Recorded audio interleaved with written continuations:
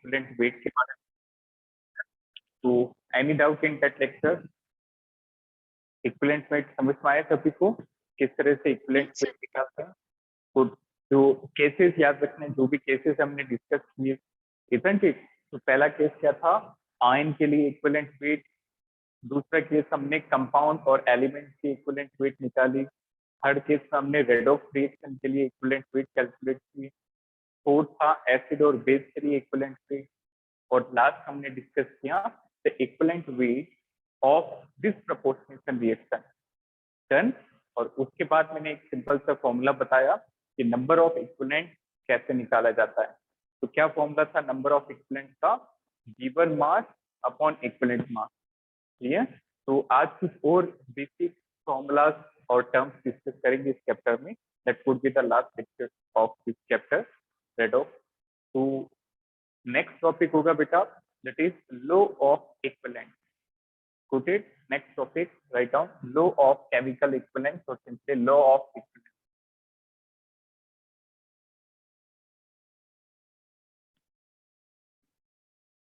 Law of equivalence. Very simple. According to this law, ध्यान से समझना, इस लॉ के अकॉर्डिंग जैसे कोई दो कंपाउंड रिएक्ट करके प्रोडक्ट फॉर्म करते हैं। Clear?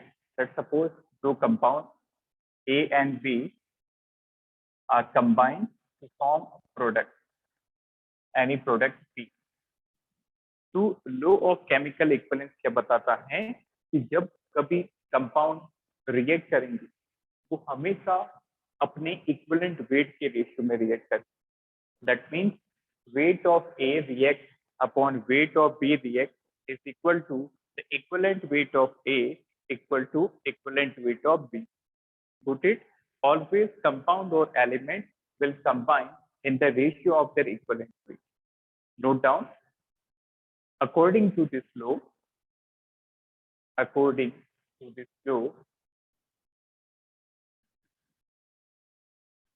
the compound or element, according to this law, compounds or element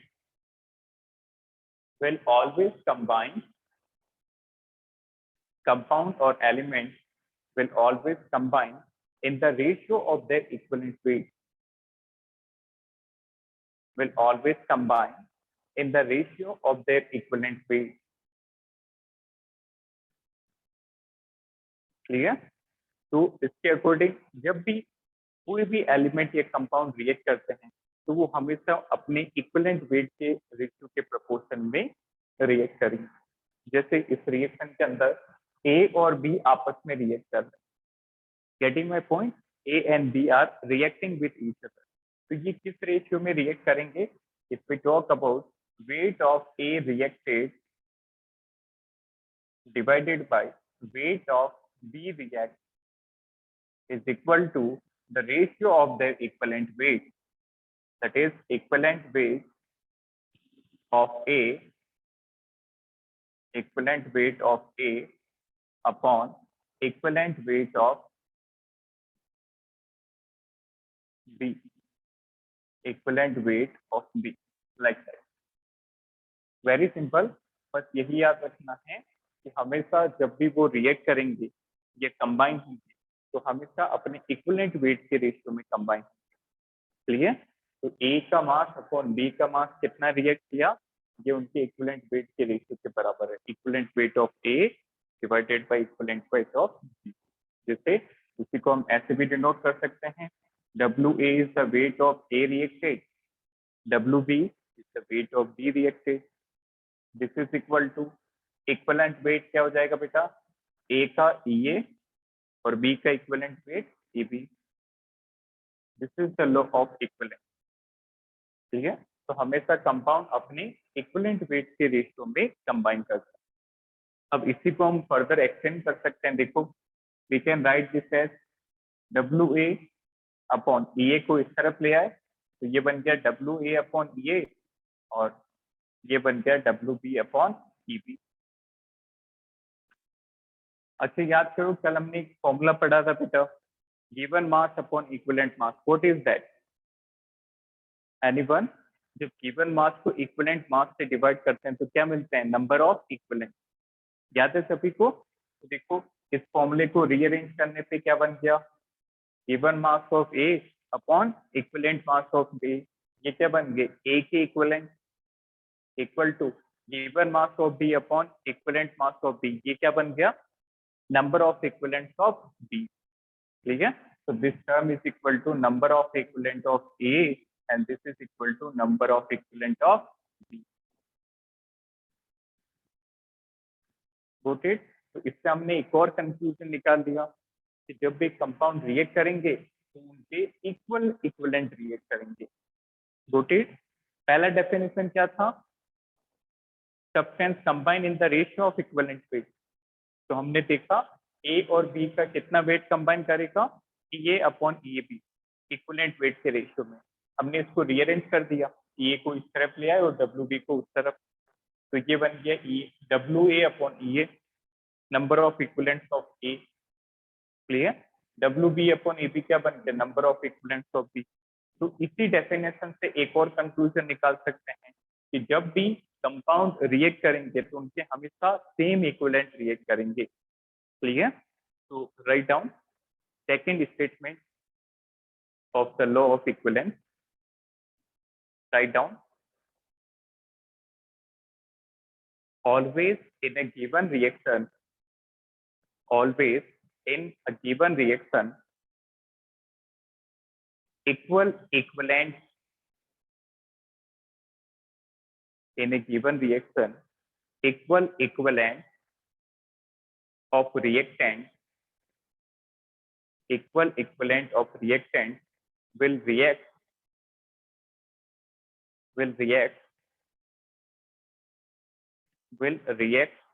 to form equal equivalents of product, equal equivalent of reactant will react to form equal equivalent of product। लिखा सभी ने? तो पहला statement तो बिल्कुल आसान था कि इन दोनों का मास कितना कंबाइन करेगा, सिंपली इनके इक्विवेलेंट वेट के रेशियो में। क्लियर? तो फिर हमने इसको रीअरेंज किया तो क्या पता चला कि इनके इक्विवेलेंट बराबर रिएक्ट करेंगे, जितने इक्विवेलेंट ए के रिएक्ट करेंगे उतने ही बी के रिएक्ट करेंगे, फर्दर उतने ही इक्विवेलेंट प्रोडक्ट के बनेंगे। That means equivalent of A is equal to equivalent of B is equal to equivalent of C. Clear? तो ये हमेशा वैलिड है, एक पर्टिकुलर रिएक्शन के अंदर हमेशा सारे स्पीशीज के इक्विवेलेंट बराबर होते हैं। क्लियर? तो जैसे एक रिएक्शन देखो, A plus B will give you C plus C. Got it? So if we write equivalence of A, number of equivalents of A is equal to equivalence of B, this is equal to equivalence of C, and this is equal to equivalent of D. Is it correct? Can we write this statement? Yes or no? Yes, sir. Yes, sir. This is correct, क्योंकि हमेशा जितने reactant के होंगे, जितने equivalent reactant के react करेंगे उतने ही इक्विवेलेंट प्रोडक्ट के बनेंगे। तो रिएक्टेंट ए और बी हैं, equivalent of A is equal to equivalent of B, further equivalent of product are also same. Clear? Noted?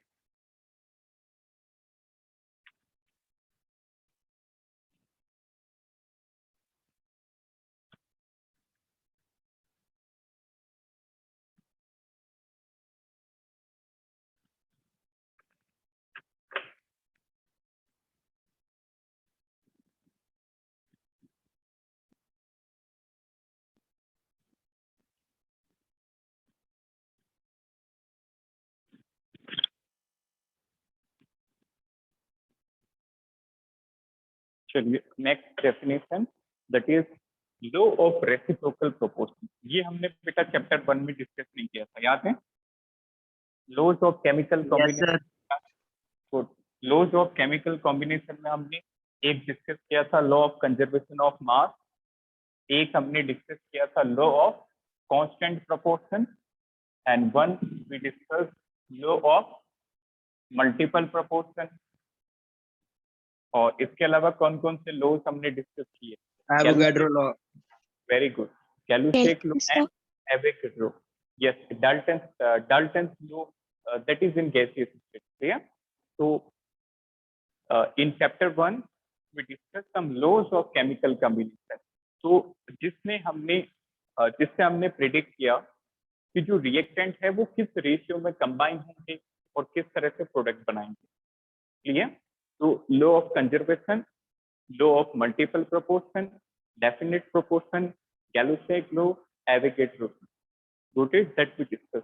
और एक लॉ होता है बेटा लॉ ऑफ रेसिप्रोकल प्रोपोर्शन।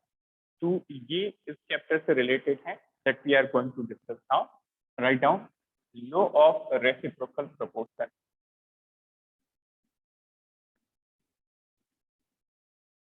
बिल्कुल सिंपल है, पहले इसको समझेंगे फिर इसकी स्टेटमेंट लिखेंगे। ठीक बेटा, आपको याद होगा कि कांस्टेंट प्रोपोर्शन के अंदर क्या स्टेटमेंट था कि दो एलिमेंट जब कंबाइन करेंगे किसी भी सोर्स से मिले तो उनका जो प्रोपोर्शन है, जो रेशियो है एलिमेंट का, वो क्या होगा फिक्स। मल्टीपल प्रोपोर्शन क्या था?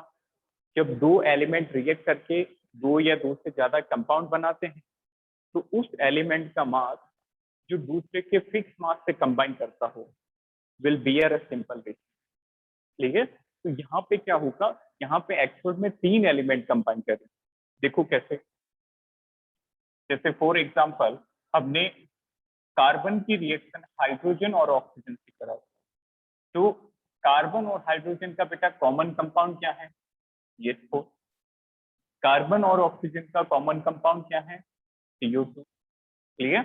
अब देखो इन दोनों केसेस में ध्यान से समझना, इन दोनों केसेस के अंदर हाइड्रोजन कार्बन के 12 ग्राम से कंबाइन करता है और ऑक्सीजन कार्बन के 12 ग्राम से कंबाइन करता है। देखो CH4 के अंदर और CO2 के अंदर, this is weight of carbon. Carbon का वेट कितना है? 12 ग्राम। हाइड्रोजन का वेट 4 ग्राम। Isn't it? ये तो सभी को पता है, everyone knows the atomic weight. Here the weight of carbon is 12 gram और 4 हाइड्रोजन का वेट कितना हो जाएगा? 4 ग्राम। डन? इसमें बताओ एक कार्बन का वेट कितना होगा? 12। Gram. 12। वेरी गुड, 12 ग्राम। ऑक्सीजन का 32। ऑक्सीजन का 32, बिल्कुल सही है। एक ऑक्सीजन का 16 होता है, यहाँ पे दो ऑक्सीजन है तो 16 into 2, this is going to be 32। ठीक है, तो पहली कंडीशन क्या हुई? तीन कंपाउंड, तीन एलिमेंट आपस में रिएक्ट करने से, तो कार्बन हाइड्रोजन रिएक्ट करेंगे, कार्बन ऑक्सीजन रिएक्ट करेंगे और हाइड्रोजन ऑक्सीजन रिएक्ट करेंगे। ठीक है, अब पहली कंडीशन क्या है? वो दो एलिमेंट जो किसी एक ही फिक्स मास से कंबाइन कर रहे हैं, इसमें किसका फिक्स मास रखा हमने? कार्बन। कार्बन। गुड, कार्बन का फिक्स मास रखा, तो इनका जो रेशियो होगा वही रेशियो इनके कंपाउंड में मिलेगा। Getting my point? इनका जो रेशियो होगा यहाँ से जो कार्बन के मास से कंबाइन कर रहे हैं वही रेशियो इनके कंपाउंड में। जैसे फॉर एग्जांपल H और O कंबाइन करके क्या बनाएंगे? H2O। क्लियर? तो यहाँ पे H और O का रेशियो बताओ। हाइड्रोजन का 2 ग्राम, ऑक्सीजन का 16 ग्राम। क्या आ रहा है बेटा? ये 1/8। 1:8 एग्जैक्टली। अब यहाँ पे चेक करो क्या ये सेम है या नहीं। यहाँ पे हाइड्रोजन ऑक्सीजन का रेशियो निकालो जो कार्बन से कंबाइन किया था, 4:32। Again it is 1:8। 4 की टेबल पे दोनों कैंसिल हो रहे हैं, 4 1 जा 4 एंड 4 8 जा 32। क्लियर? तो ये सेम है। That's it, this is the law of reciprocal proportion. जब दो एलिमेंट किसी एक ही फिक्स मास से कंबाइन होते हैं तो उनके कॉम्बिनेशन का जो रेशियो होगा वो उसी के बराबर होगा या उसी का proportion. Put it, write the statement. If two different elements,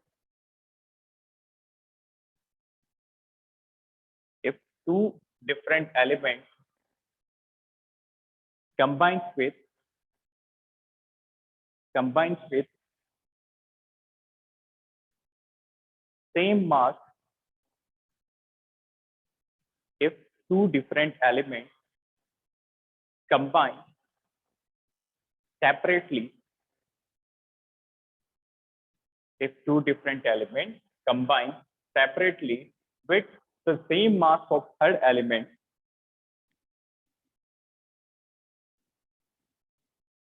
combine separately with the same mass of third element, comma, they will do so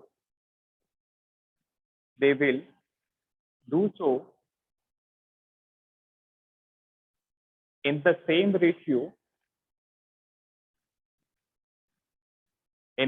ratio by weight. They will do so in the same ratio by weight or a certain multiple of it. They will do so in a same ratio by weight or certain multiple of it.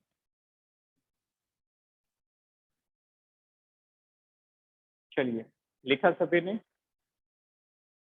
तो ये clear हुआ सभी को? How many element should combine with each other? 3 element.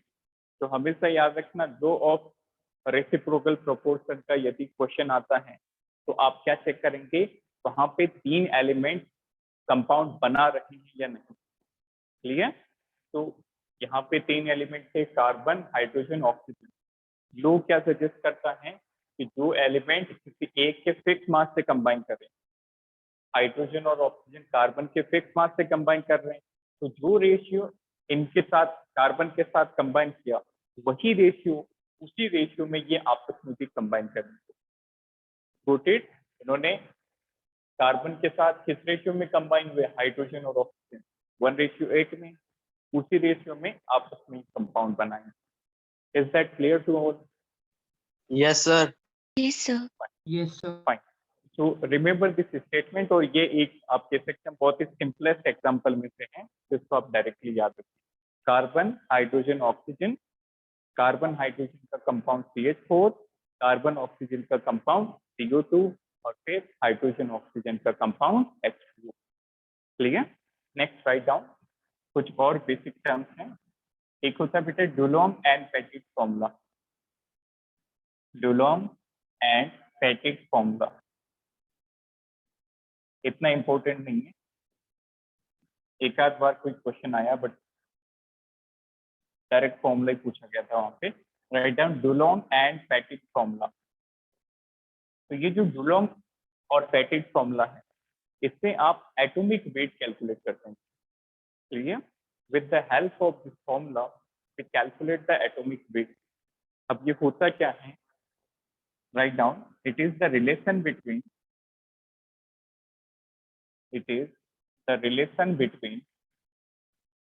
atomic weight and specific heat.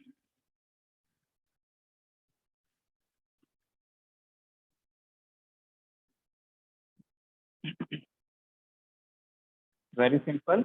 What is this? This is the relation between atomic weight and specific heat. अब बात आई कि sir atomic weight तो पता है, specific heat क्या होती है? Have you heard this term ever? No, sir. चलो, स्पेसिफिक हीट जो है डिटेल में हम थर्मोडायनेमिक्स चैप्टर में डिस्कस करेंगे, बट अभी के लिए डेफिनेशन याद रखो. It is that amount of heat और that amount of energy which required to increase the temperature of unit mass of substance by 1 degree Celsius. मतलब क्या हुआ कि ये वो हीट है जो सब्सटेंस का टेम्परेचर कितने डिग्री से बढ़ा दे, 1 degree. Got it? That is the definition of specific heat. इसकी आप डेफिनेशन लिख सकते हैं, राइट डाउन. बाकी डिटेल में इसके फॉर्मूलाज हम थर्मोडायनेमिक्स में देखेंगे. ठीक है, आपको बेसिक आइडिया होना चाहिए. Write down specific heat. The amount of heat required to increase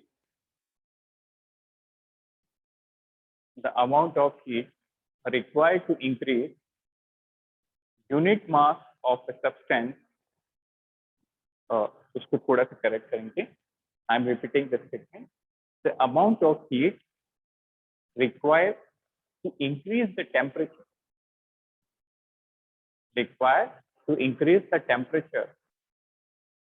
of unit mass of substance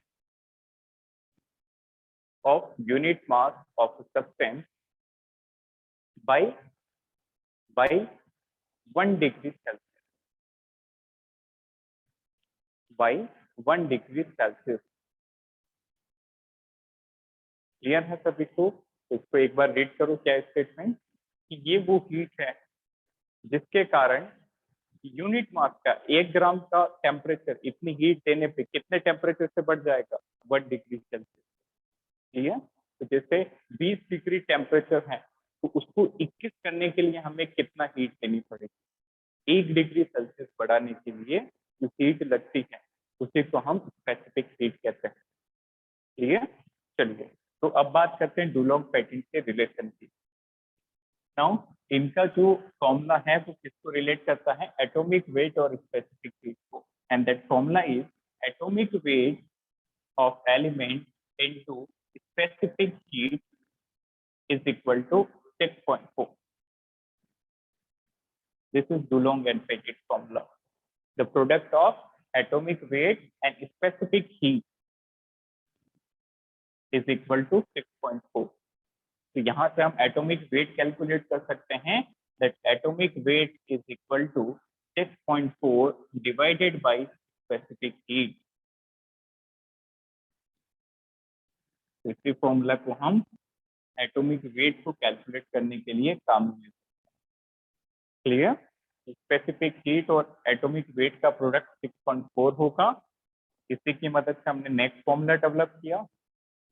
तो एटॉमिक वेट जो है वो हो जाएगा 6.4 डिवाइडेड बाय स्पेसिफिक हीट. अब याद रखना ये जो एटॉमिक वेट आता है बेटा that is approximately atomic weight. ये एग्जैक्ट नहीं होता है, ये अप्रोक्सीमेट होता है.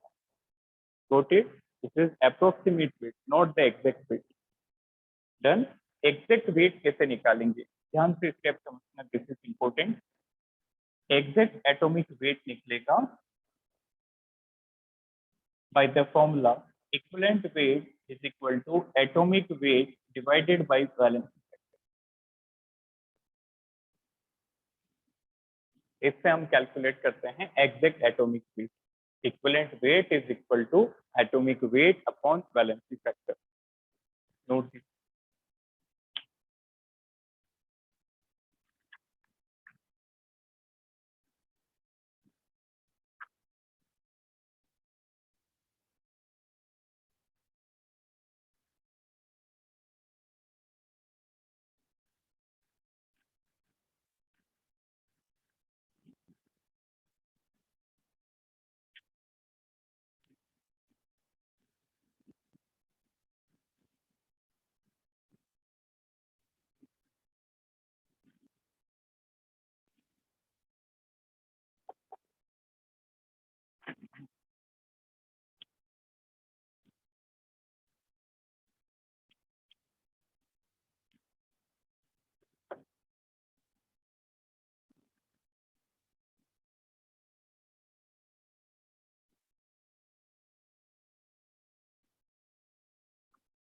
नेक्स्ट एक सिंपल से क्वेश्चन ट्राई करेंगे.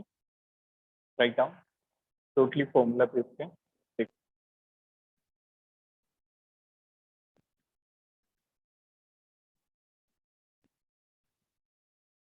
तो बात आई कि स्पेसिफिक हीट की यूनिट इसमें होनी चाहिए. तो उसको देखें. Write down question. Calculate the atomic wait. Calculate the atomic weight of element whose specific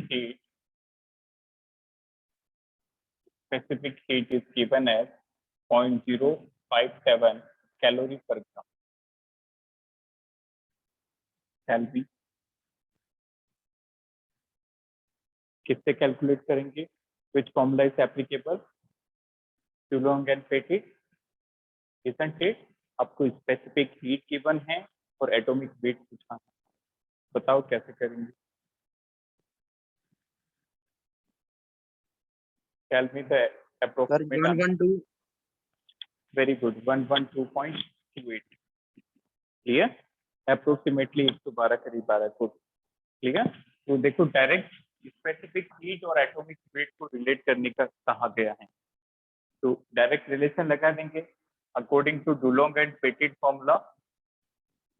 Dulong and Petit formula, तो अप्रोक्सीमेट एटॉमिक वेट कैसे निकलता है?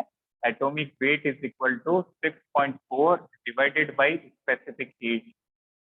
तो बेटा जो यूनिट है उसी में रहने दो, no need to change this calorie into joule और ग्राम इनटू केजी। तो याद रखना स्पेसिफिक हीट कैलोरी पर ग्राम में रखेंगे, तो आंसर आ जाएगा 6.4 divided by that is 0.057।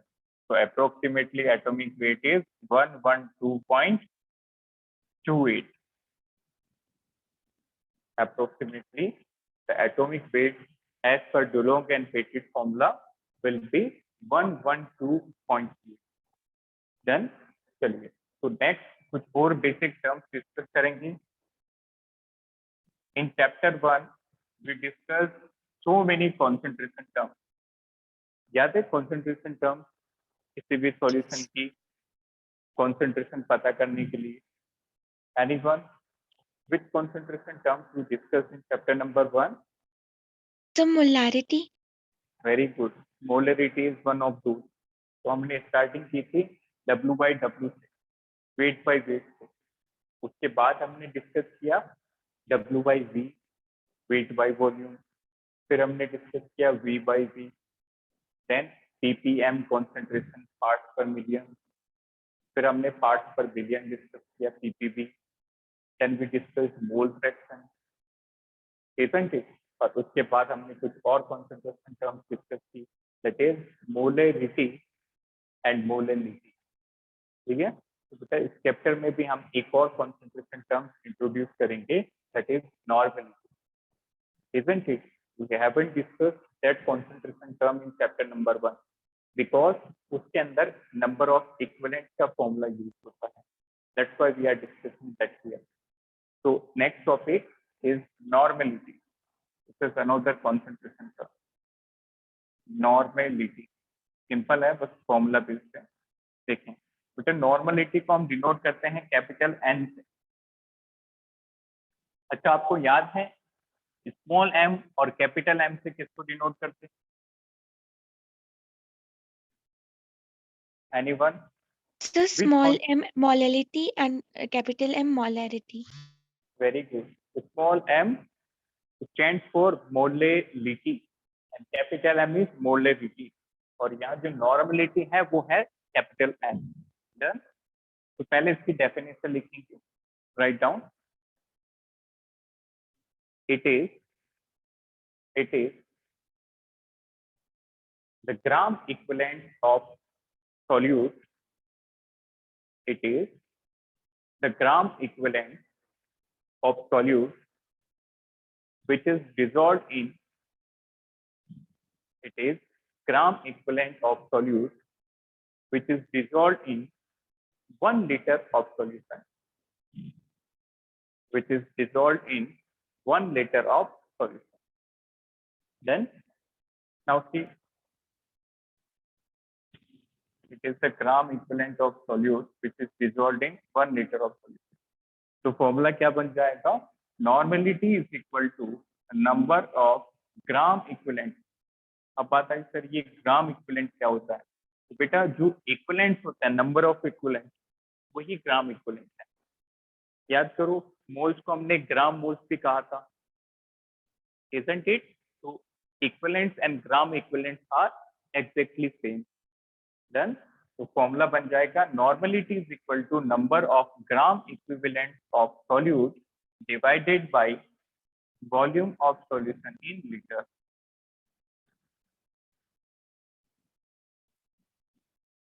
This is the formula of normality. Noted? So normality is gram equivalent of solute upon volume of solution in liter. Now इसको हम ऐसे डिनोट कर सकते हैं फॉर्मूला की टर्म में. See, normality is equal to NE of solute divided by volume of solution in liter. एक ही बात है, हमने इक्विवेलेंट को क्या लिख दिया, NE, isn't it, divided by volume of solution in litre. अब यहाँ पे जो फॉर्मूला है बेटा, 2-3 फॉर्मूलाज और आएंगे, उनको ध्यान से समझना, फिर हम एक न्यूमेरिकल से सॉल्व करेंगे. ठीक, नॉर्मलिटी हो गई equivalent of solute upon volume of solution in litre. अच्छा, can you tell me equivalent का फॉर्मूला क्या होता है? Anyone? Molar What mass was- divided by equivalent mass. थोड़ा सा मिसमैच, चेक करो फिर से. मोलर मास अपॉन इक्विवेलेंट मास नहीं था, वो था गिवन मास अपॉन इक्विवेलेंट मास. क्लियर? मोलर मास नहीं था बेटा, वो था given mass upon equivalent mass. so that is W by E, given mass divided by equivalent mass. ध्यान से समझना, given mass upon molar mass करते हैं तो क्या मिलता है? Anyone? Moles. Very good. So number Given of mass- moles. Exactly, given mass को मोलर मास से डिवाइड करो तो मोल्स मिलते हैं, और गिवन मास को इक्विवेलेंट मास से डिवाइड कर दो तो क्या मिल जाते हैं? Number of equivalent. Rotate simple है, मोल होता है given mass upon molar mass और इक्विवेलेंट होता है गिवन मास अपॉन इक्विवेलेंट मास. डन. अब लास्ट फॉर्मूला कि जो इक्विवेलेंट मास होता है ये क्या होता है? एनीवन? सबके इक्विवेलेंट मास हमने केसेस से निकाले थे. एक जनरल फॉर्मूला क्या होना चाहिए? Molecular mass upon valency factor, X factor. Okay, तो equivalent weight is GMM upon X factor. That's it. तो यहाँ पे मोलरिटी में कुछ नंबर ऑफ फॉर्मूलाज हैं नॉर्मलिटी के अंदर, तो ये याद होने चाहिए. सबसे पहले फर्स्ट वन, नॉर्मलिटी होती क्या है? ग्राम equivalent of solute upon volume of solution in litre. फिर इक्विवेलेंट कैसे निकलते हैं? गिवन मास अपॉन इक्विवेलेंट मास. इक्विवेलेंट मास क्या होता है ये हमने अलग से निकाला था, तो वही इक्विवेलेंट मास है जो हमने 5 स्टेप से कैलकुलेट किया था. याद है सभी को? Different method to find equivalent weight. Good. तो ये वही है इक्विवेलेंट मास, बस गिवन मास से डिवाइड कर दोगे तो इक्विवेलेंट निकल आएंगे, और इक्विवेलेंट को वॉल्यूम से डिवाइड कर दोगे तो नॉर्मलिटी आ जाएगी. डन. तो यहाँ पे जो नोटेशन हमने लिखे हैं बेटा, इनको आप नोट करेंगे. What is NE? NE होता है नंबर ऑफ इक्विवेलेंट, और इसी नंबर ऑफ इक्विवेलेंट को बेटा याद रखना ग्राम इक्विवेलेंट भी कहते हैं. नंबर ऑफ इक्विवेलेंट और number of gram equivalent, this is NE. Now W क्या है? गिवन मास और गिवन वेट. E यहाँ पे इक्विवेलेंट वेट है, इक्विवेलेंट वेट, और GMM ग्राम मोलिकुलर. नोटेड. फिर एक क्वेश्चन से समझेंगे.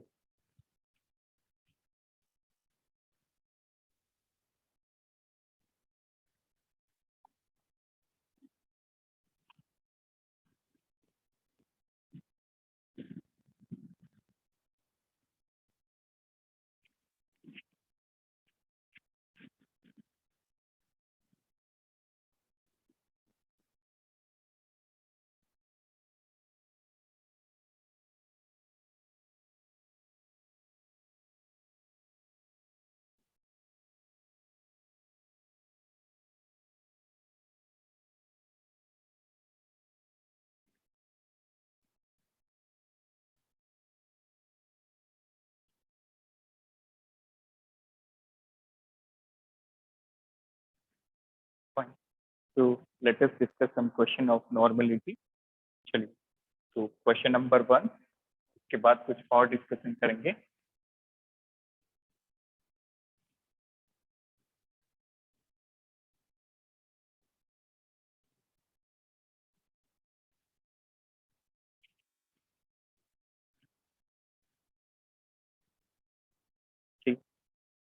write down question. Find the normality. Find the normality of a solution in which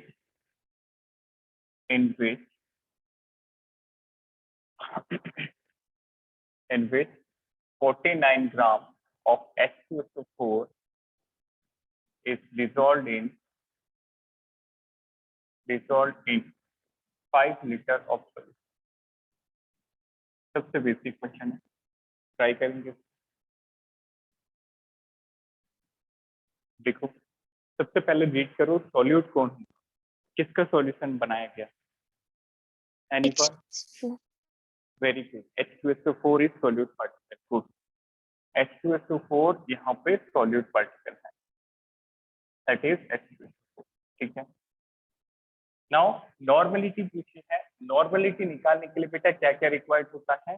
gram equivalent of solute, मतलब H2SO4 के gram equivalent upon volume of solution in litre. Clear? Solute के gram equivalent upon solution का volume. ठीक है, तो हम side में gram equivalent calculate कर लेंगे, तो पुट करके नॉर्मलिटी मिल जाएगी। वॉल्यूम तो गिवन है, बताओ क्या गिवन है volume? 5 liter, isn't it? Volume of solution is 5 liter. V solution given है आपको 5 liter. अब इक्विवेलेंट निकालने का फॉर्मूला बताओ क्या था? चेक करो। How we find number of equivalent? Given mass को किससे डिवाइड करते हैं? Equivalent mass, isn't it? Number of equivalent is equal to given mass upon equivalent mass. Fine. अब ध्यान से समझना कि बेटा गिवन मास H2SO4 का कितना मास डिसॉल्व किया आपने? गिवन कितना है? 49, मतलब गिवन मास W की वैल्यू है 49। अच्छा, इक्विवेलेंट मास यहाँ पे भी मिसिंग है। Can you tell me H2SO4 का इक्विवेलेंट मास किस मेथड से निकालेंगे? जो हमने मेथड डिस्कस किए उनमें से कौन सा मेथड यहाँ पे एप्लीकेबल होगा? Acidic medium. Very good, acid वाला। Got it? एसिड वाला जो मेथड है, एसिड का इक्विवेलेंट मास कैसे निकालते हैं? Molecular mass of acid divided by what? Basicity और वेरी गुड, बेसिसिटी से डिवाइड करते हैं। क्लियर? तो H2SO4 डाइबेसिक एसिड है, इट इज डाइबेसिक एसिड, इसकी बेसिसिटी 2 है, बेसिसिटी इज 2। तो हमें पता है कि फॉर एसिड के लिए इक्विवेलेंट वेट कितना होता है? Gram molecular weight divided by it's basicity. Done? तो डिवाइड कर दो, E is equal to H2SO4 का ग्राम मॉलिक्यूलर मास बताओ, GMM 98. 98। कैलकुलेट करना आता सभी को? कैसे करते हैं? 2 इंटू हाइड्रोजन का 1 प्लस 1 इंटू सल्फर का 32 प्लस 4 इंटू ऑक्सीजन का मास 16। तो यहाँ से H2SO4 का GMM 98 है, और as it is dibasic acid तो बेसिसिटी की वैल्यू 2 है। इक्विवेलेंट मास क्या आ गया यहाँ पे? 49, 98 डिवाइडेड बाई 2। Got it? अब इक्विवेलेंट मास आ गया, गिवन मास को इक्विवेलेंट से डिवाइड करो तो इक्विवेलेंट मिल जाएंगे। बताओ कितने आ रहे हैं equivalent? 1. Very good, given mass भी 49, इक्विवेलेंट मास भी 49, तो आ गया 1 इक्वल। क्लियर? अब पुट कर दो यहाँ पे, तो normality is equal to gram equivalent of H2SO4 that is 1 divided by volume of solution is 5। So 1 by 5 it is going to be 0.2 normal solution. That's it. 0.2 normal solution. Any doubt in this? No, ये sir. सभी को समझ में आया question किस तरह से हुआ? Yes sir. Number of gram equivalent सही से कैलकुलेट करना है। क्लियर? तो नॉर्मलिटी तो आसानी से निकल जाएगी, इक्विवेलेंट रख के वॉल्यूम से डिवाइड करना बस। इक्विवेलेंट सही से निकलेंगे तो आंसर बिल्कुल सही होगा। इक्विवेलेंट के लिए पहला formula given mass upon equivalent मास। गिवन मास क्वेश्चन में गिवन था और इक्विवेलेंट मास हमने निकाला एसिड वाला फॉर्मूला से। एसिड के लिए इक्विवेलेंट मास कैसे डिफाइन होता है? Gram molecular mass upon basicity. तो H2SO4 का ग्राम मॉलिक्यूलर मास 98 होता है और it is dibasic acid, basicity 2 होती है, 2 से डिवाइड किया तो E का वैल्यू 49 आ गया और गिवन मास 49 था, तो W अपॉन E किया, नंबर ऑफ इक्विवेलेंट्स मिलके that is equal to 1। Got it? Equivalent को वॉल्यूम से डिवाइड किया तो 0.2 नॉर्मल। क्लियर है सभी को? नाउ अब नॉर्मलिटी आपको गिवन हो तो मोलरिटी कैसे निकलेगी, और मोलरिटी गिवन हो तो नॉर्मलिटी कैसे निकलेगी? इसका एक सिंपल सा रिलेशन है, write down relation of molarity capital M and normality capital N। Important है, डायरेक्ट क्वेश्चन आते हैं इसमें। देखें, relation of molarity and normality, इसको डायरेक्टली याद रखेंगे। Normality is equal to molarity multiply by valency factor. Normality is equal to molarity multiply by valency factor. ये जो वैलेंसी फैक्टर है ये पता सभी को, एक्स फैक्टर यस सर। कैसे निकालते हैं? अलग अलग कंडीशन थी। एसिड के लिए उसका बेसिसिटी होता है, बेस के लिए एसिडिटी होता है, आयन के लिए चार्ज था, रेडॉक्स चेंज में डिफरेंस इन ऑक्सीडेशन नंबर था। Got it?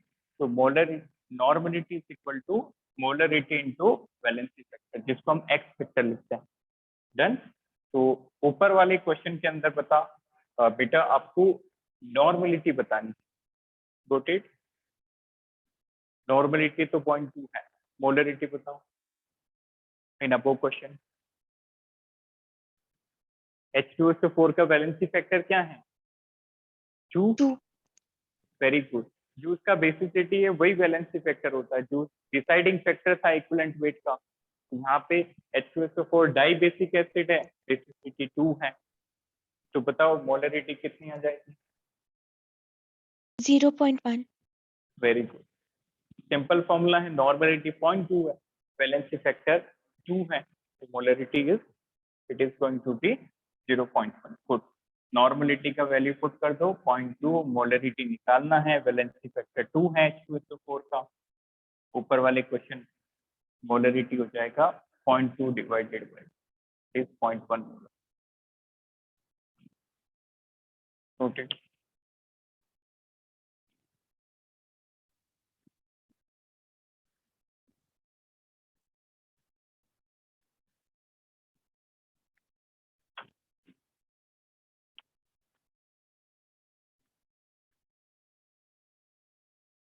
ये रिलेशन याद रखना है, normality is equal to molarity multiply by valency factor.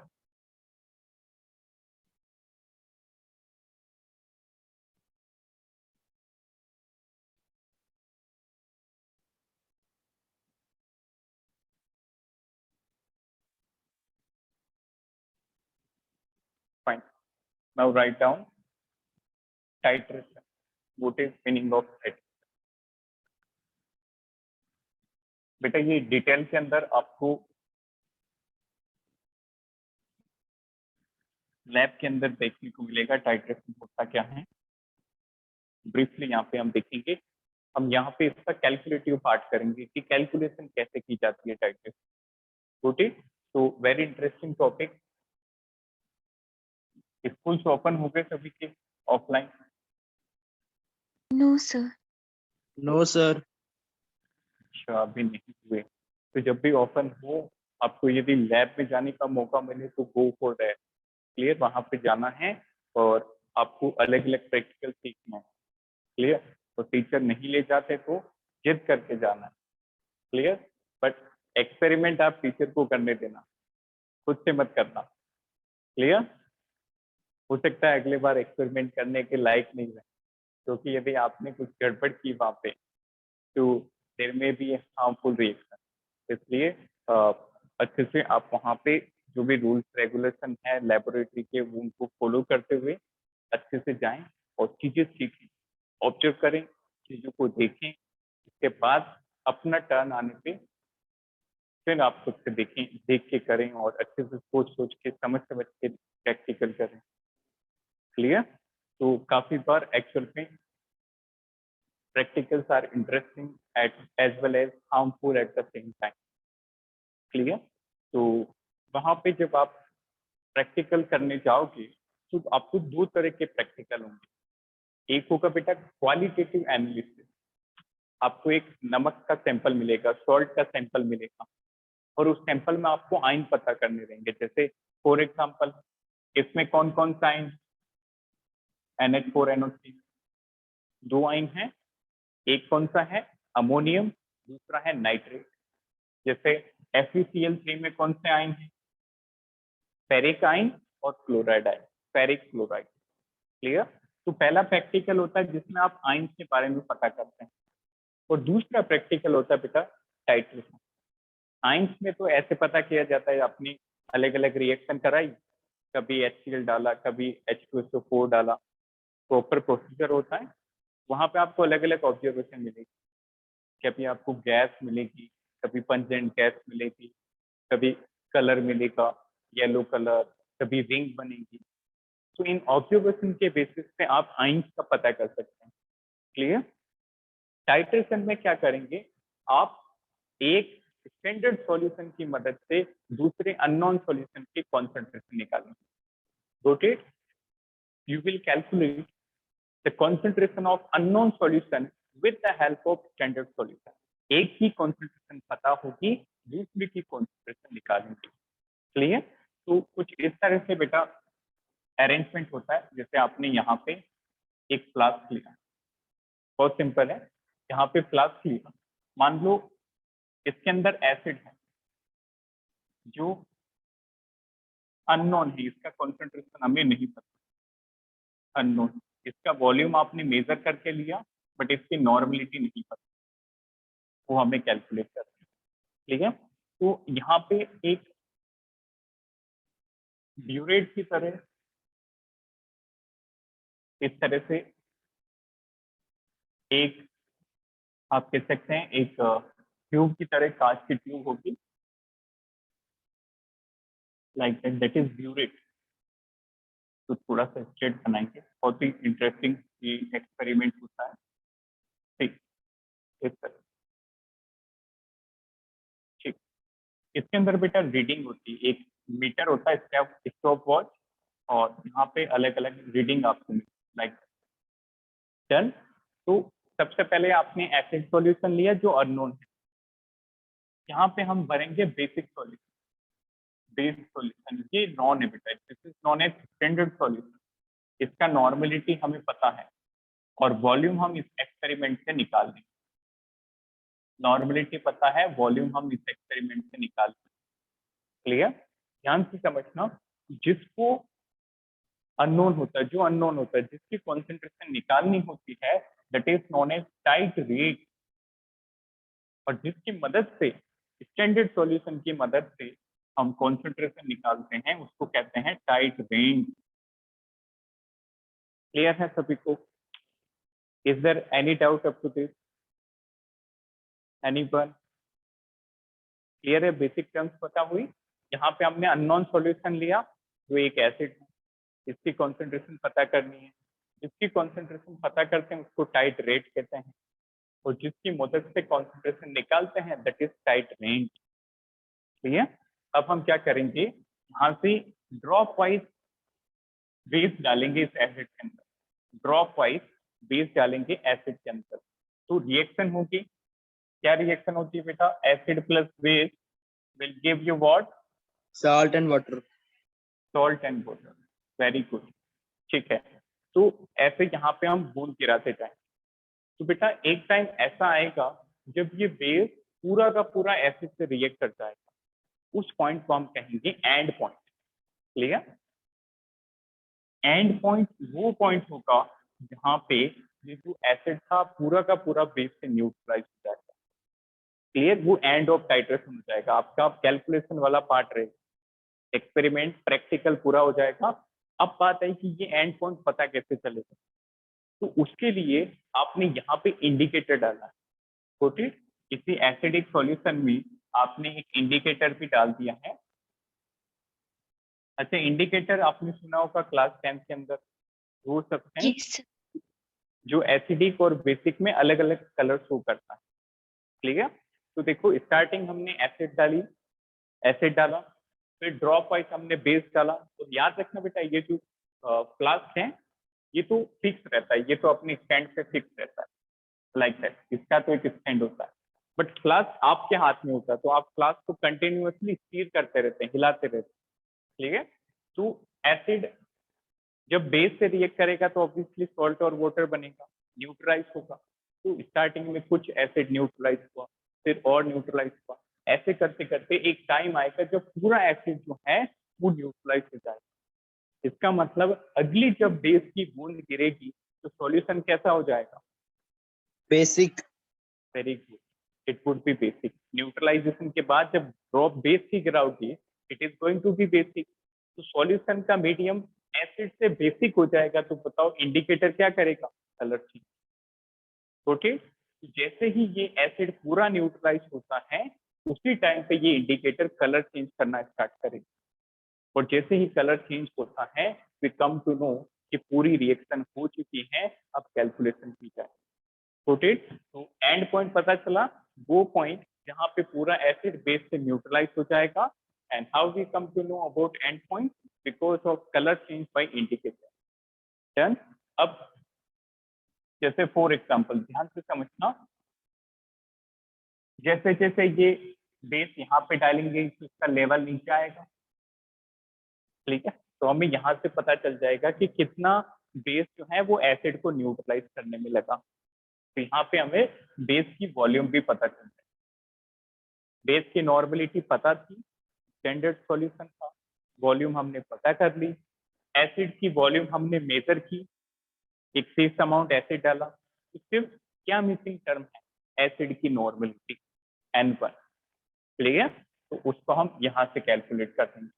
तो number of equivalent of acid this is going to number of equivalent of base, दोनों के equivalent बराबर react करते हैं और ये फॉर्मूला बन जाएगा N1V1 is equal to N2V2।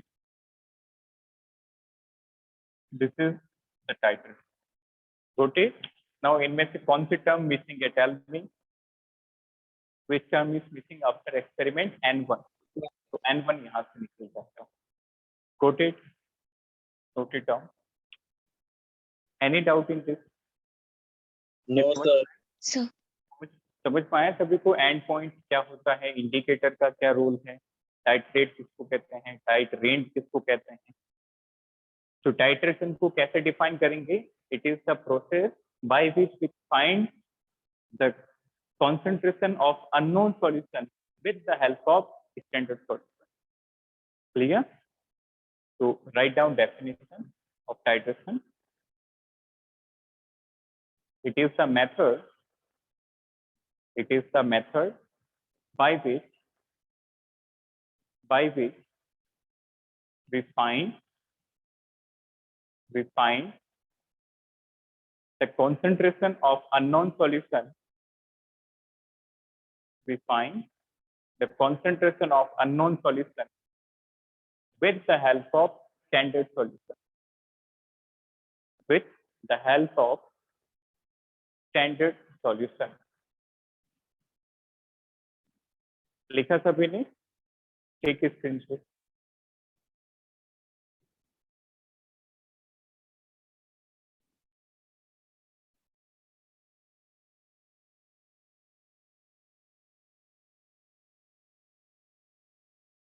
Fine. So in next lecture, we are going to start the part of organic chemistry. Yeah, so that's it from Redox, and do the problem और maybe काफी type की problems होती है बेटा, तो वो जो topic है वो प्रॉब्लम्स के फॉर्म में डिस्कस होता है। Do the problems of Redox and just let me know if there any doubt in any problem. ठीक है, so thank you, have a nice